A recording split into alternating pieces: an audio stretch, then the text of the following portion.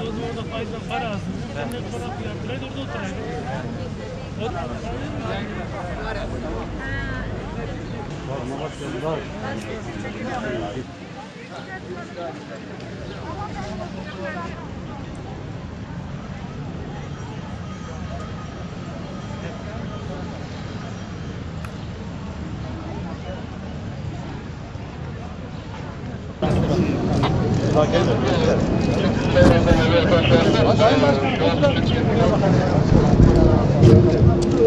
Rahman ve Rahim olan Allah'ın adıyla. Allah'ın mescitlerini ancak Allah'a ve ahiret gününe inanan, namaz kılan, zekatını veren ve yalnız Allah'tan korkup çekinen kimseler imar edebilirler. İşte bunların doğru yolu bulanlardan olmaları umulur. Allah'ın mescitlerinde onun adının anılmasına engel olan ve harap olması için çalışandan daha zalim kim olabilir? Aslında bunların oralara ancak korka korka girmeleri gerekir. Böyleleri için dünyada rezillik var. Ahirette de onlar için büyük azap vardır.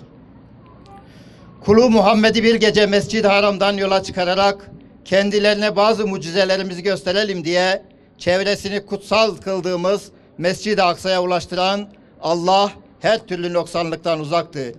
O her şeyi işiten ve her şeyi görendir.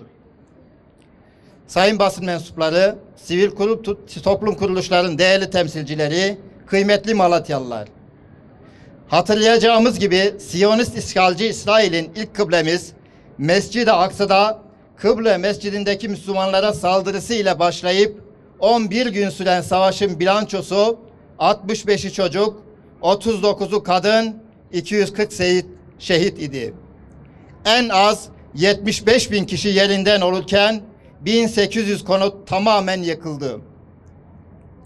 Malatya Sivil Toplum Kuruluşları Platformu olarak Kudüs'ün ve Harem-i Şerif'in statüsünü aşındırmaya yönelik İsrail'in mütecaviz eylemlerine ve Filistin halkının meşru haklarını gasp etme girişimlerine karşı her zaman gerekli tepkiyi vermeye, Filistin davasını ve kardeş Filistin halkının özgürlük, adalet ve bağımsızlık mücadelesini savunmaya devam edeceğimizi kuvvetli şekilde beyan ediyoruz.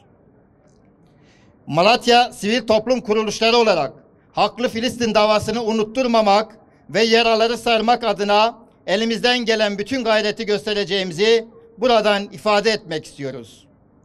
Bu çalışmalar kapsamında İsrail mallarının boykot edilmesi amacıyla yaptığımız istişarelerde özellikle yerel marketlerin ve Malatya halkının duyarlılığı bizleri memnun etmiştir.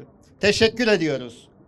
Savaş sonrası Gazze şehrinde binlerce evin harap olmasından dolayı Malatya'mız adına Türkiye'de diğer illerimize örnek olacak Malatyalılar Apartmanı'nın inşa edilmesiyle ilgili düşüncemizi İHA aracılığıyla Filistin yerel yönetimleriyle paylaşmıştık.